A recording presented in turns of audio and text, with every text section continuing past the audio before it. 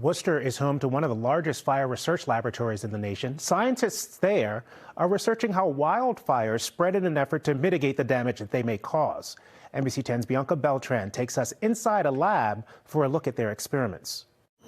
We've seen the role that wind plays in spreading wildfires, and here at Worcester Polytechnic Institute, they have the tools to recreate some of those conditions on a smaller scale to study the behavior of embers. We do know that it's one of the most common ways to spread a forest fire, and for it to be transition between forest fire to a residential area fire. To study the creation and movement of embers, researchers at WPI Fire Protection Engineering combine some of the essential elements.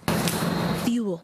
This is basically just like placing it in front of the sparker.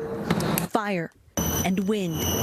Using both image analysis and sample collection, PhD student Fernando Evansberger hopes their research could one day help predict fire movement and inform how communities respond. We could also be able to know where the fire is going to propagate, so we can deploy part of the resources there, and we stop the fire from starting instead of having to fight it after.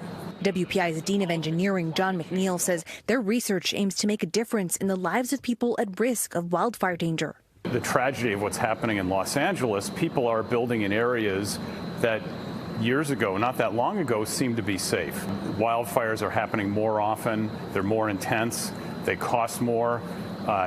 Having a research program that's looking at how we can mitigate those effects, inform firefighting practices, maintenance practices, building, so that people's lives are better, that's really powerful.